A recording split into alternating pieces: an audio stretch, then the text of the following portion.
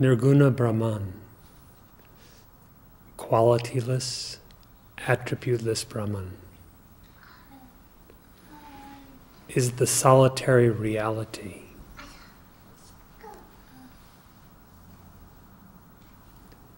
That Brahman alone exists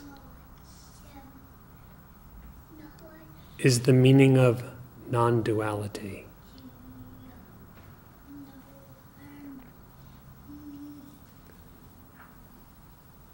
It is said that all of this, the entirety of one's experience, from subtlest thought, ranging from subtlest thought to the forms of objects of the world, is saguna Brahman, Brahman with attributes, Brahman with qualities. There are not two types of Brahman. The meaning is clear, that all this is only Brahman, and Brahman alone exists.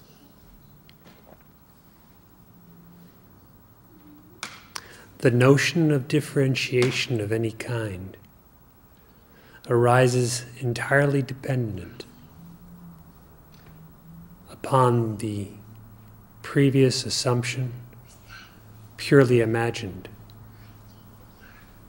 of an individual, I.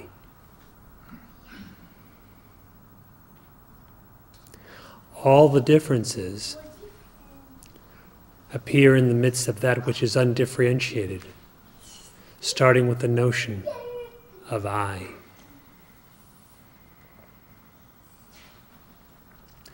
All disturbance appears in the midst of that which is all peace, only starting with the notion of I, the supposition that there is some existent individual. It is an assumed misidentification. Likewise, all suffering, worry, fear, etc., in the midst of great bliss appears, starting with the notion of I. And all bondage has its start in the midst of immense freedom, only with the notion of I.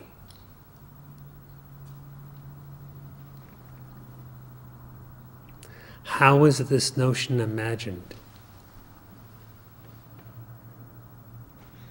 For whom is it imagined?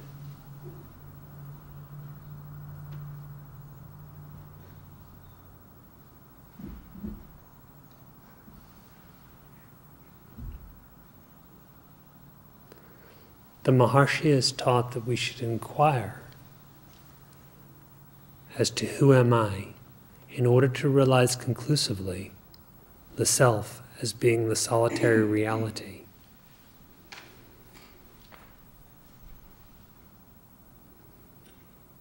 Who am I?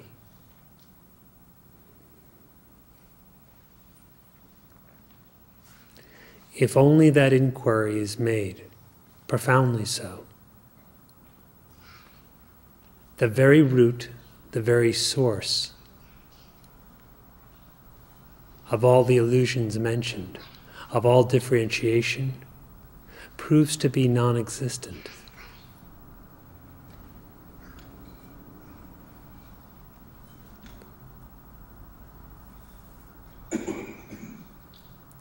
With the root or cause absent, the effect is also absent. The individual and his lifetime's long story both disappear because they are unreal. Brahman remains, as Brahman alone has existed always.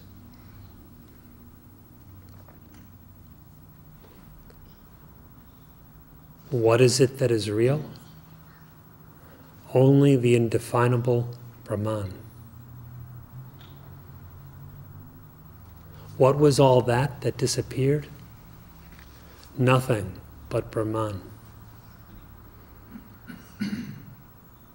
And Brahman is invariable in its nature.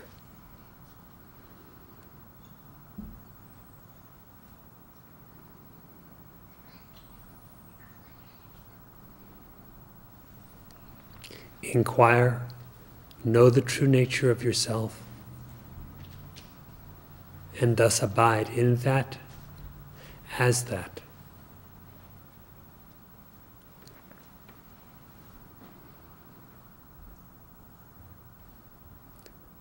This being realized, there is nothing further to be attained.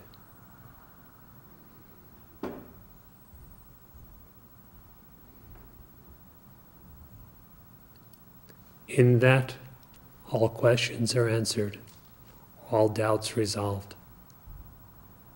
all illusions are gone.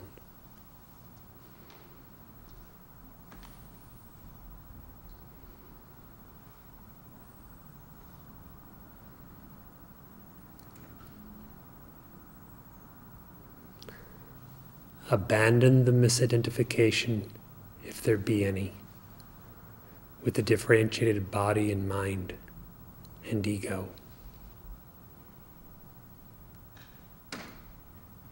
And know the self, the solitary existence, just as it is.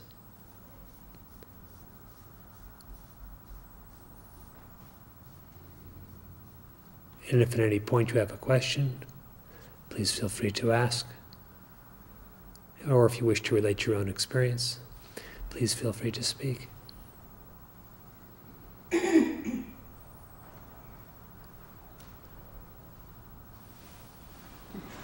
On Friday night, you had a dialogue with Jim in which he was describing having these experiences of the day intrude into his meditation.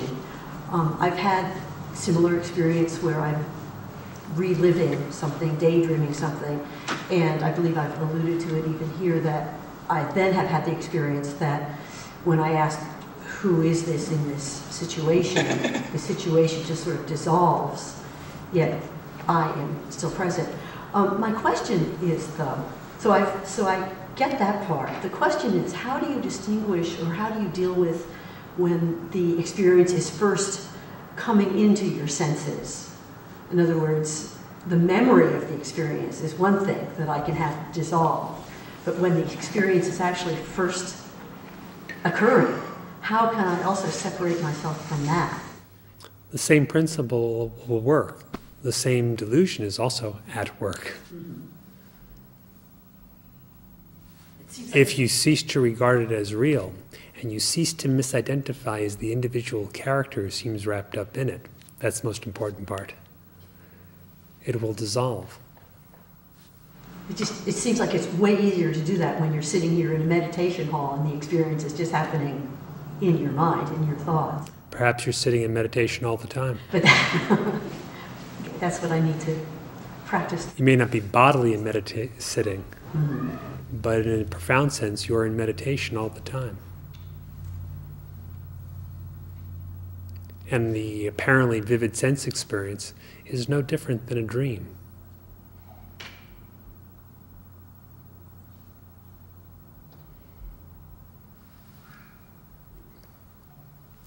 Before inquiring to rid yourself of the difficulties of a memory or a daydream, you could easily register the complaint that it seems so vivid, it seems like it's going on, it seems so real.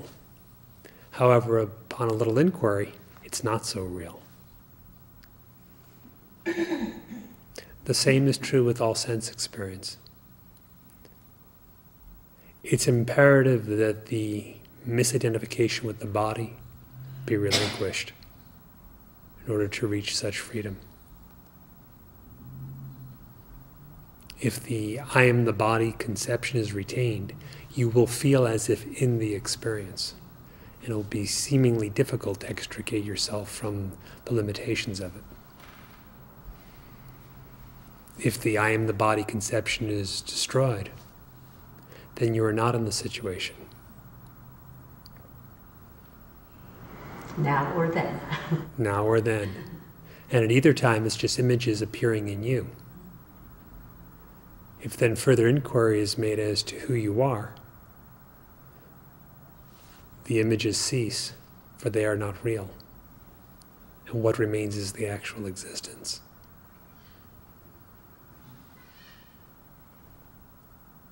Is it clear for you?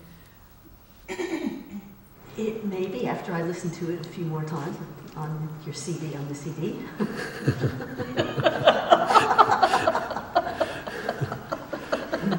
Which is always the case. Digital satsang. Yeah.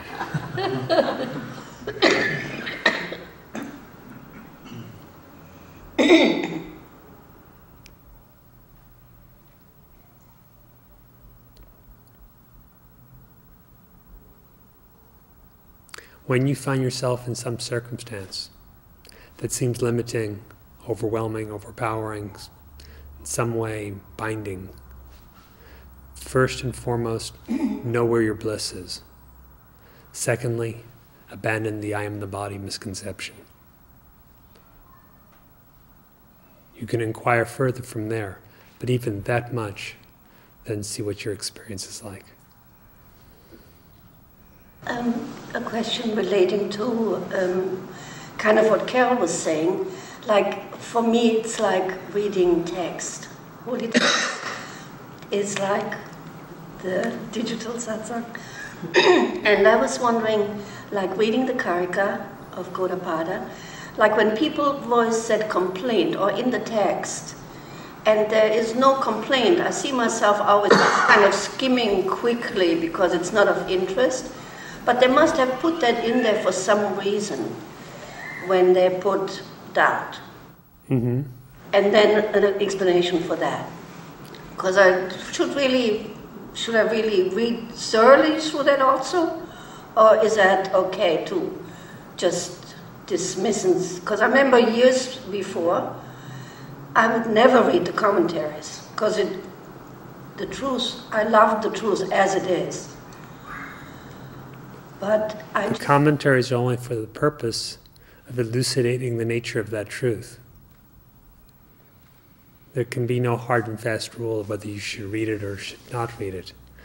In Gaudapada's Karika, in the 4th chapter, he shows certain doubts that could arise or different viewpoints. And in Shankara's Bhashya, commentary, throughout the text, he brings up various questions or doubts. Sometimes in the English translation printed as objections, but really they're doubts or questions that could arise for someone who's trying to meditate on the very thing that Gaudapada or the Upanishad has just declared. Then he gives an appropriate answer, showing the way to meditate or the knowledge that should be shining in one in order to eliminate that doubt. If you find it useful, read it. If you're already beyond that doubt, it's optional. And also thank you today, this discourse just incredible.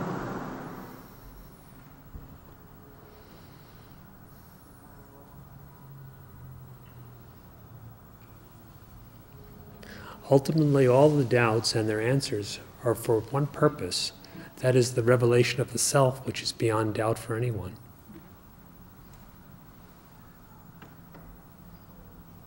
Therefore, the answers, whether provided by Gaudapada or Shankara in his commentary,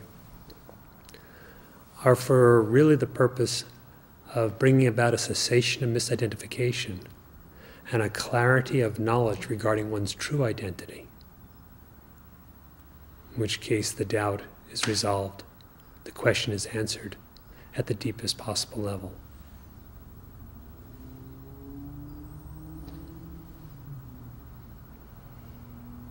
If commentaries upon a text are read as a form of guidance for meditation, they're generally of more use to the seeker of truth than if they're read as if just a logical discussion about some topic. Since Friday, I've been meditating on the mind and does it really exist? In my existence, there is clearly no mind. it just doesn't occur in what I know is my essence. So,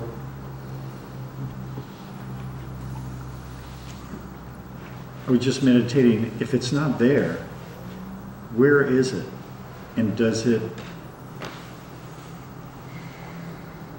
That's the only thing that's clearly real and existent. And the mind is not part of that. It's not part of that, but it's not apart from that.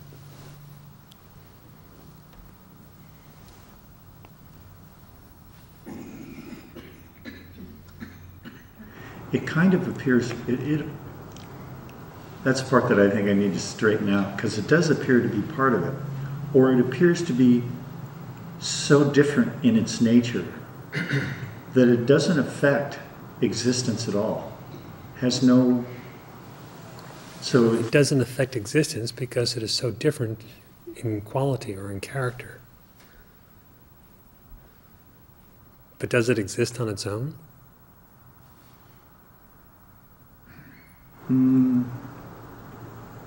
No, it's kind of like a cloud doesn't exist without the sky. So it's in the sky and of the sky, but you wouldn't call the cloud the sky.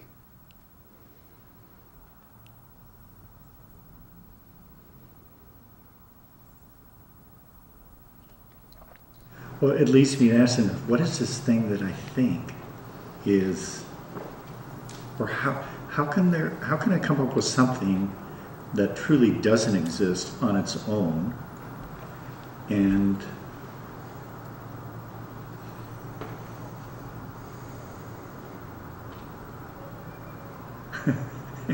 it's funny when I start asking the question, it's sort of like, what is this thing that I'm thinking about? I can't really get a hold of the thing that I think is not real, but it's not even there when I... Are you attempting to define the mind using the mind? If so, how will you get an accurate definition? I think that's what I'm doing. It's like trying to use the mind to understand itself when it has no real capacity to do that. That is, as the Maharshi says, taking the thief, dressing him up as a policeman to catch the thief, which is himself, and for some reason he's not apprehended.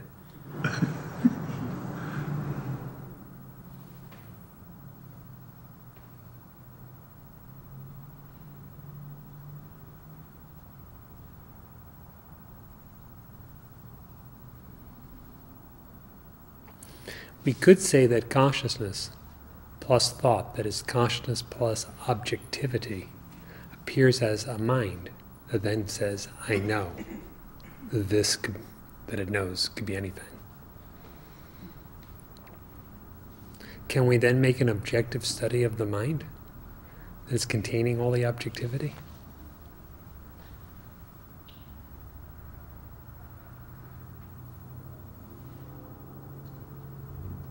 If the inquiry is non-objective in nature, what is left to the mind?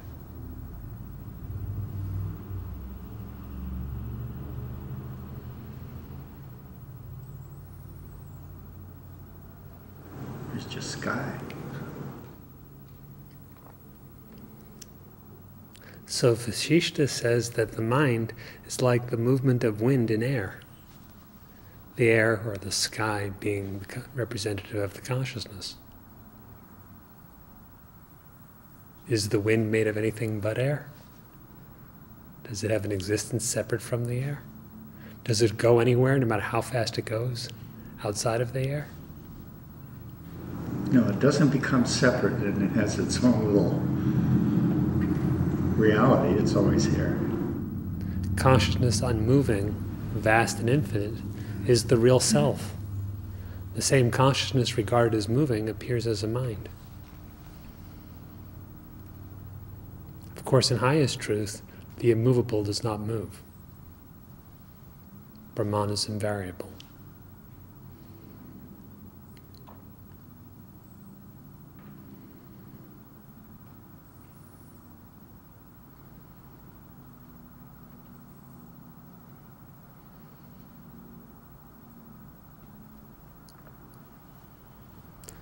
If you want to know the nature of the mind, you must actually inquire and not attempt to use the same mental processes that are said to constitute the mind in order to try to determine what it is.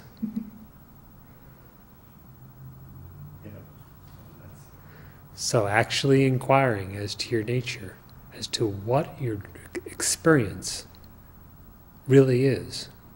What can you say about your mind?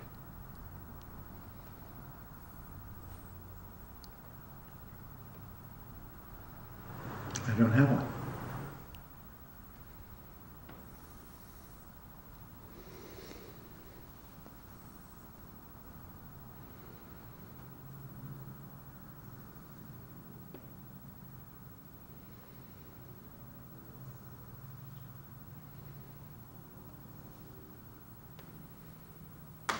If you do not have one, is it elsewhere? Is there another space in which it can be?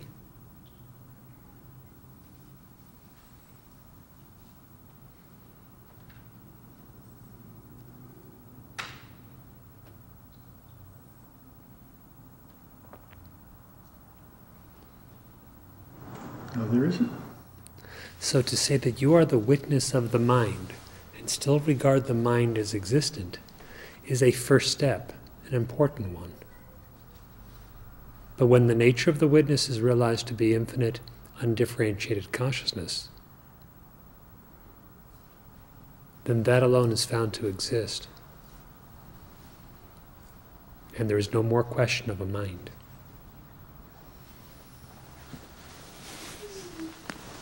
You know, a very deep meditation on Friday. And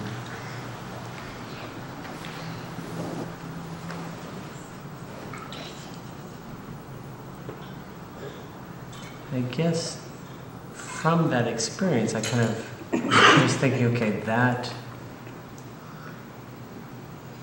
kind of deeper knowledge, or I guess lack of ignorance, is probably more closer to enlightenment. In other words, just the fact that you don't identify with an ignorant one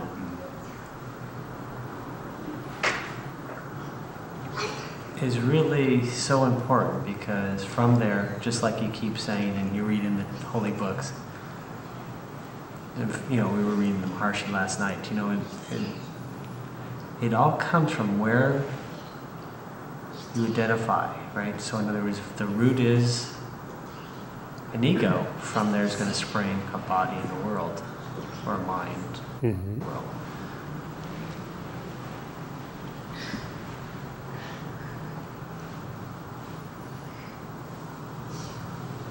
So it seems like I kind of know in my heart that, okay, you really have to know this. But remember, like a week ago, we were reading the Maharshi, and he said something like,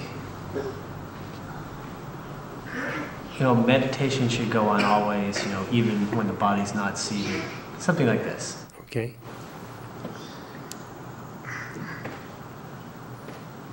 And I can kind of see that the deeper, or the less ignorance I have, the more that's possible. However,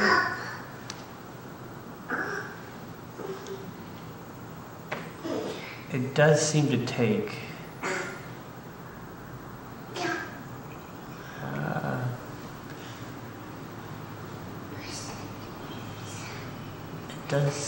something, right? You know, because if there's ignorance, there's, you know, you need to figure out what the cause, not the cause, but the, you know, you kind of have to put some energy into, you know, saying, okay, stop doing this. Right, you have to trace it to its root, which is the false definition. All the ignorance is subsumed under the definition of ego, of I. So tracing it that way is part of meditation. When the ignorance vanishes, that's also meditation, isn't it?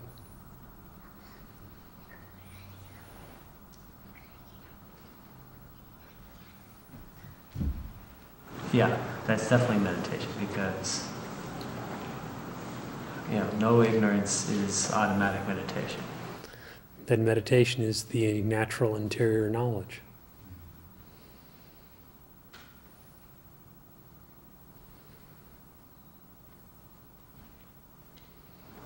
Yeah, so that's sort of why I say that lack of ignorance seems like meditation goes on.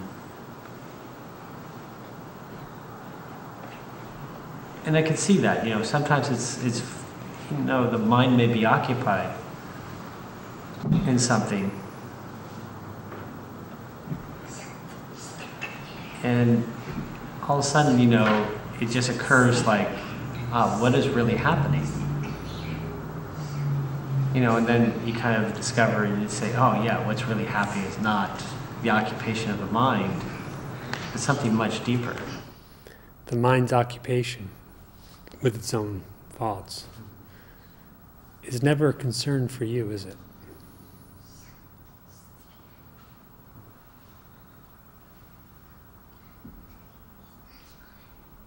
You are always beyond the content, the presence, even the absence of thought.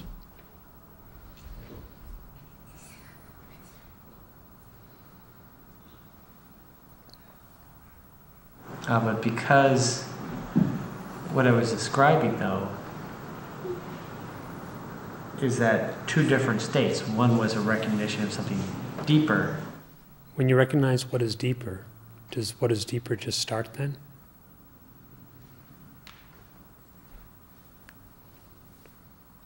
Does it commence with the recognition, or is the recognition just a recognition of what is already the case? Now, are there two of you?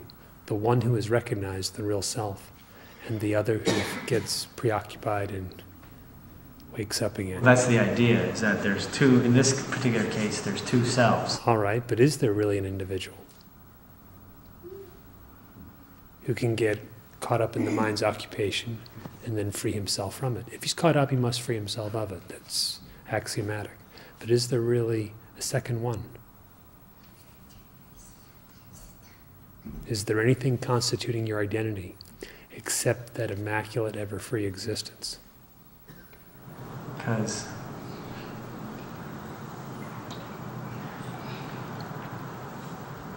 in a certain sense, yeah, whenever it's investigated,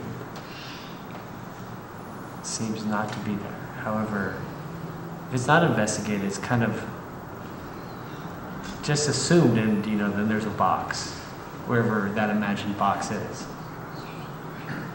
You're saying that box really is just total imagination. In other words, that box was made up of myself.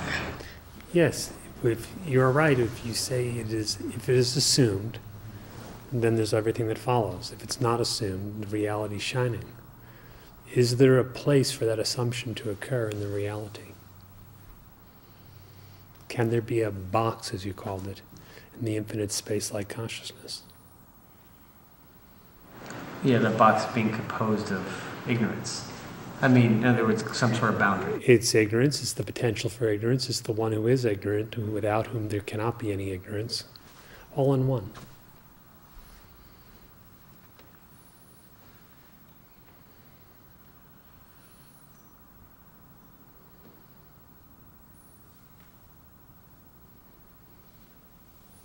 Because how could there be two, in a sense? Because 1 second it appears to be there, and the next second it's gone, right? And for whom does it appear to be?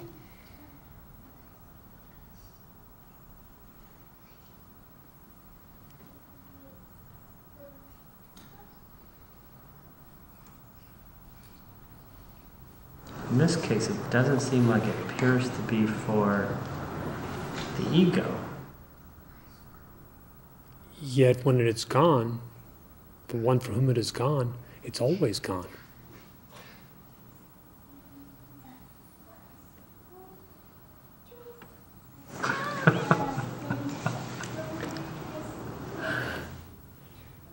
Isn't that so?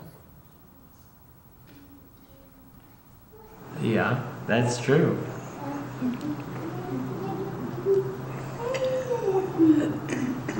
Yeah. So for the ever liberated one, there has been no bondage.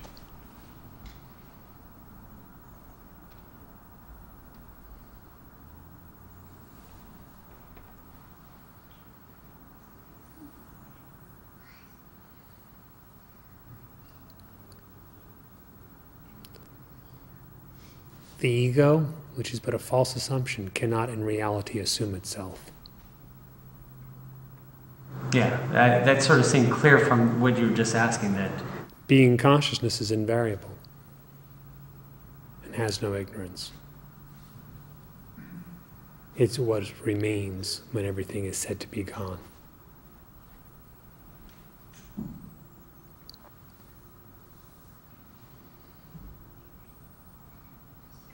The real will not imagine the unreal.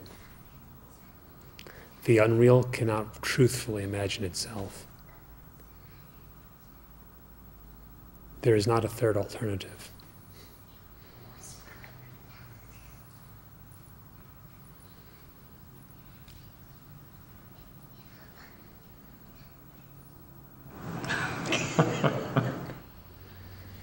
There can't be something partially real and partially unreal, otherwise that would be subject to discrimination to divide the unreal from the real part. See your own experience.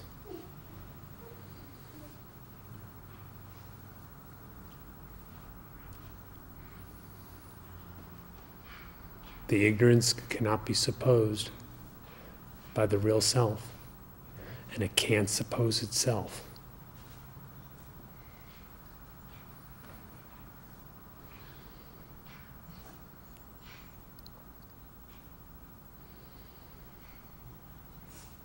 When in your experience you say the ignorance is gone, what remains was actually always there, all by itself.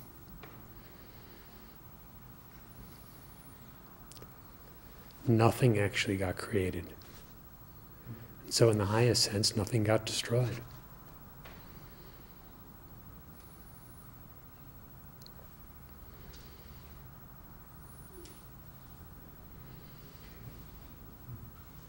So the holy texts say, because there's no non-enlightenment, there's no enlightenment.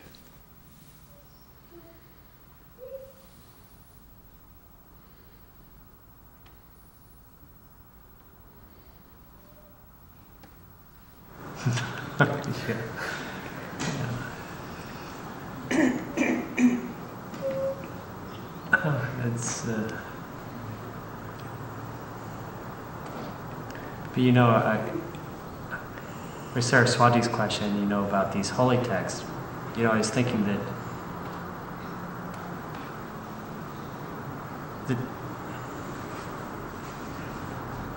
the sages can really enjoy them because they understand from where they're coming from. Mm-hmm. And the aspirants, and I'm talking about myself in this case, it takes more, I don't know, I mean, they're pushing you in a direction where you have to, lose that ignorance, right? In other words, that's where you really understand it. Without that loss of... They thrust you in a direction in which you are called upon to abandon whatever misidentification that makes the truth revealed therein appear as not self-evident. Once the misidentification is eradicated, the truth is self-evident. So in a certain sense, you almost have to be very introverted when you read a holy book, because you have to see how it applies. At what point you have to be able to identify your ignorance in a certain sense. So there are many ways of reading a sacred text, but the best is to do so as and in a state of profound meditation, in which the inquiry regarding what your identity is the focus while you're reading.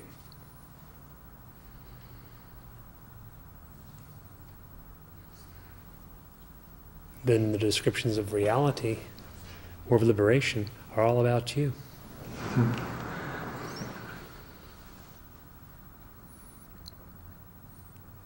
And the elimination of some delusion is not so much elimination of delusion for some other guy, some other time, but it's elimination of your own.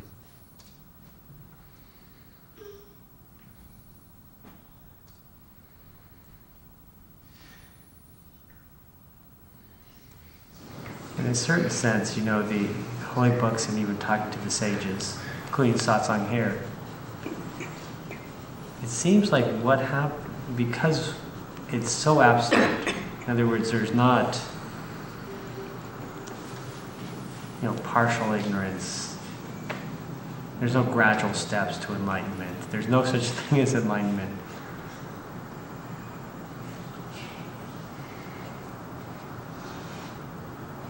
In that it comes from such a high place. So every, you know, I was noticing that every answer you give, and including the holy books, right, is very, even the smallest step is very deep. Mm-hmm. Even, you know, not noticing you're not the body. I mean, that's a very deep step, right? I mean, because you It's very deep when you consider what all the consequences of that are. It's extraordinarily deep.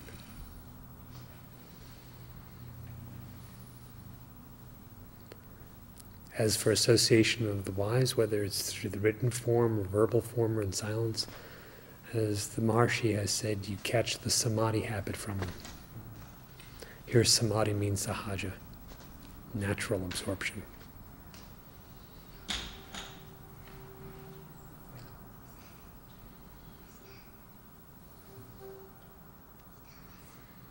There's no question that is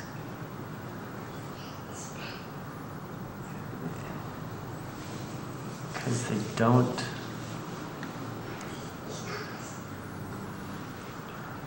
you know, they don't allow you to hold on to ignorance. I mean, they can't take it away. I mean, you have to eliminate, but they're guiding light to that, and I think that's invaluable. Because how, you know, if you take your mind to be yourself, that's, yeah, it's just hard to notice anything beyond it, I guess, right? So you believe that that is your master.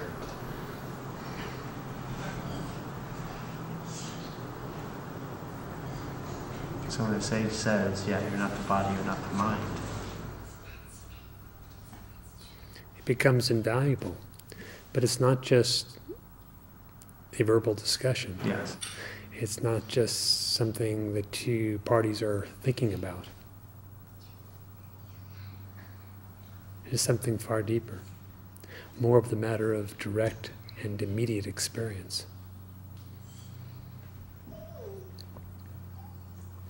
In the end, having discarded the body, mind, and such as definitions, it is only one light shining for itself.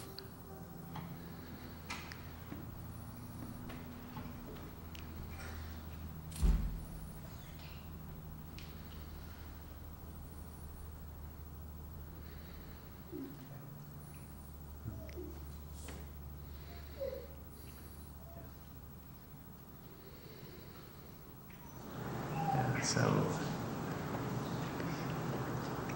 yeah, you're saying that essentially sage is not the body, not the mind. It's standing. And likewise the one who questions him. So there is neither a bound one nor a liberated one, neither a disciple nor a guru, neither an instructed nor an instructor. Just one light shining for itself. You answer your own question, and you yourself are the answer.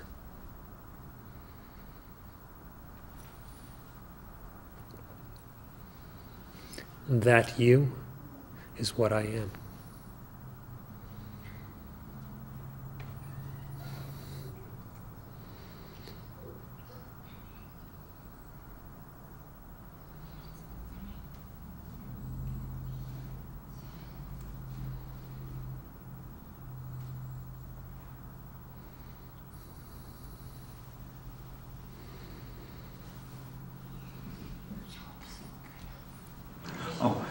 Thank you, Master.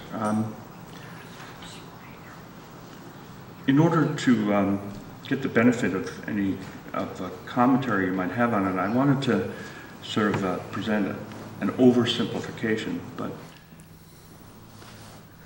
Not just a simplification, but an oversimplification. well, I mean, I don't want to claim it has any more value than it may have, but in receiving absolute teaching, in a certain sense, I could describe it as a mixture of an unmistakable ring of truth, maybe with a little bewilderment on my part. That would be a simplification of the experience. There's that ring of truth, and then there's a little bewilderment, and they probably both have liberating value. But if I look to undo the bewilderment, I get the sense that each illusion is mutually supporting other illusions, somewhat like a house or a structure of cards. There's nothing really holding it all together, but the bewilderment would be an unnecessary focus on, well, what's this card, or how does this card work, or how did these cards come to being? And it seems like the sages are always pointing to the advice of go for the bottom card, and the foundation on which it would seem to appear. That bottom card being the assumption of an individual ego, and the foundation being itself. If that be the direction, then the cards will always be collapsing. And there's need be no question of what's this card, what's that card, how did it come to be. So the bewilderment sort of gets swept aside, and what's left is that the ring of truth was pointing right to the core being.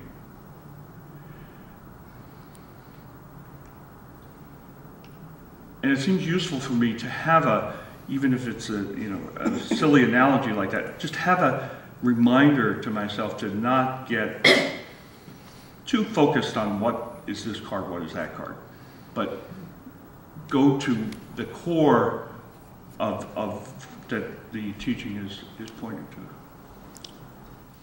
That's right. And I guess the second thing would be that there's no reason to wait. I mean, it's never too early to do that, so to speak. In other words, nothing else has to happen first.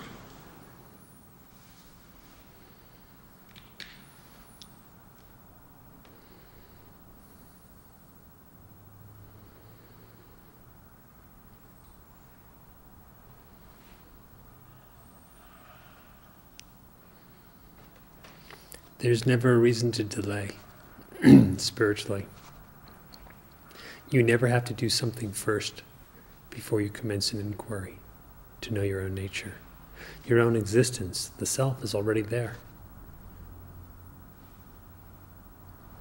If preparation were needed, it is the preparation. You can always inquire. Shraddhya karpada virachita kantha punya punya vivarjita panthaha shunyagare tisthati nagno shuddha niranjana samarasa magnaha. Avadhuta said, "The Avaduta wears a patched garment made of rags cast off by the side of the street. He walks a path which is free from virtue and vice. Absorbed in the pure, unpolluted bliss of Brahman, the carefree mendicant lives in a deserted place."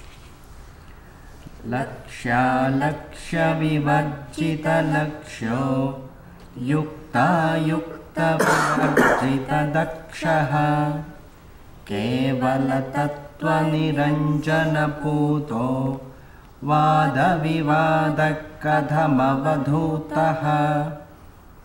The signs of the Avadhuta may or may not be visible. Although he is beyond right and wrong, he is absolutely honest. His real nature is perfect, pure, and spotless. How is it possible for such an illumined soul to become involved in arguments and disputations?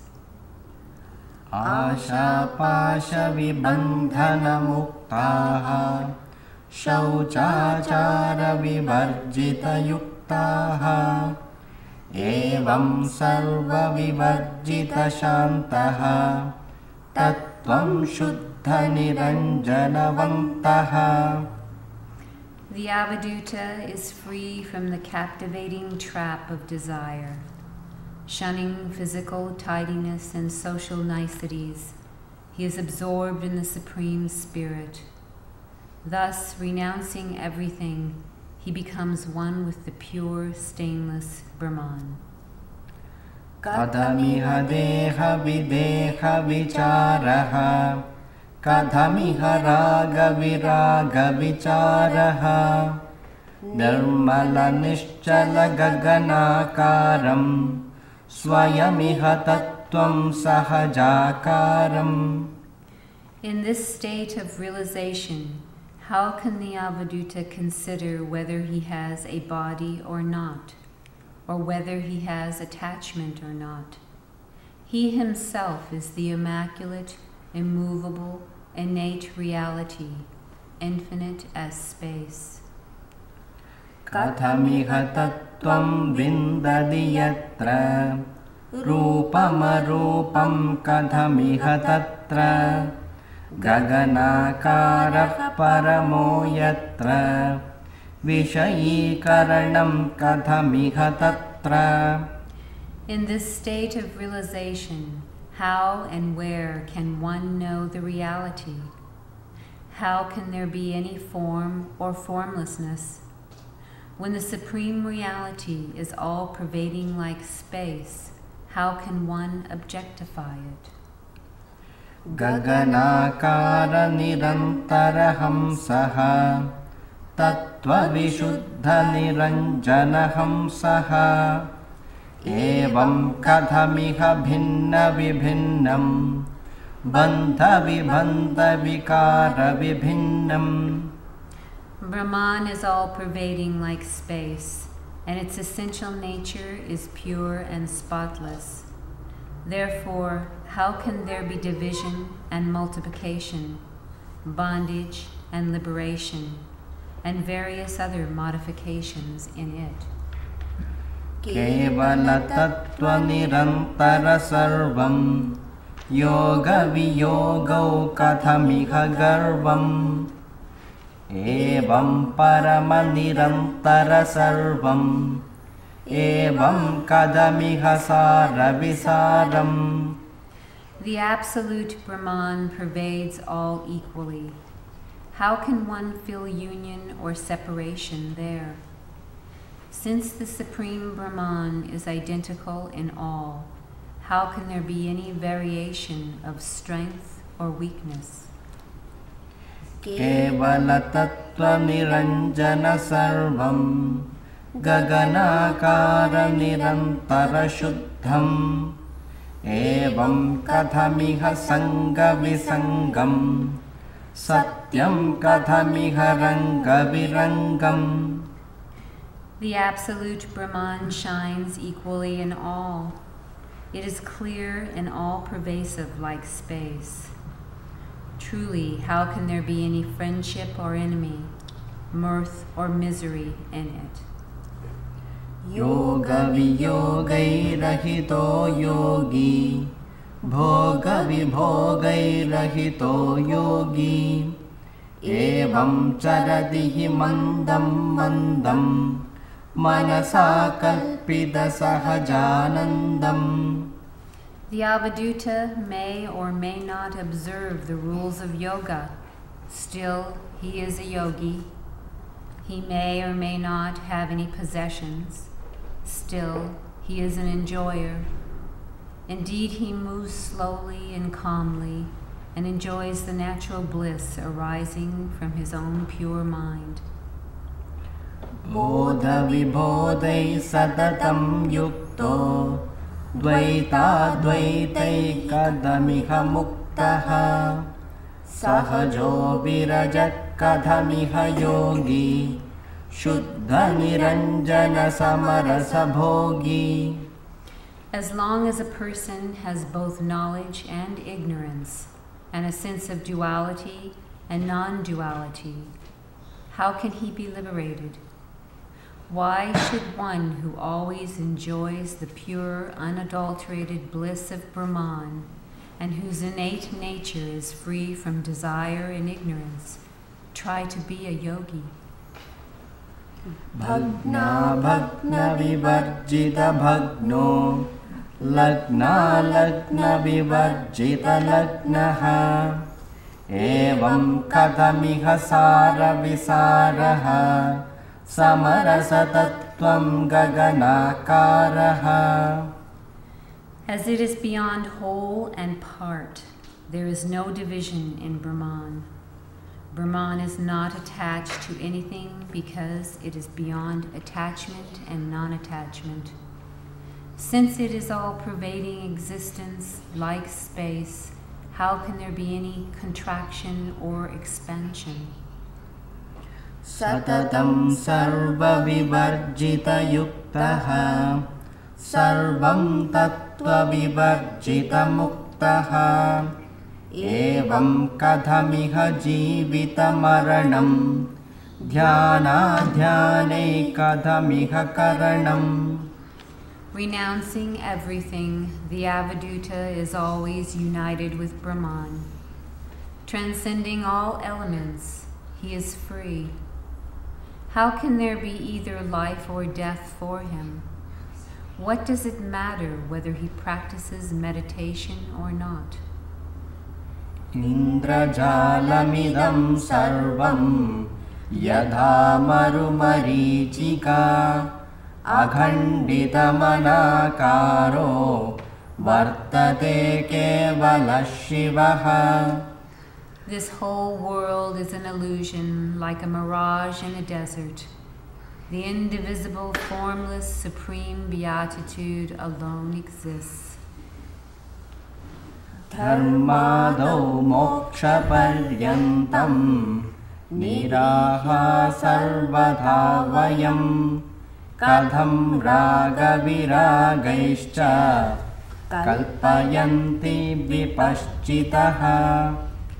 We, the Avadhutas, never desire righteousness, wealth, enjoyment, or liberation.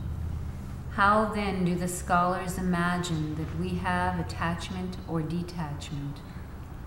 Vindadi vindadi nahi nahi yatra Chando lakshanam nahi nahi tatra Samarasamagno bhavita putaha Pralabati tattvam paramavadhutaha.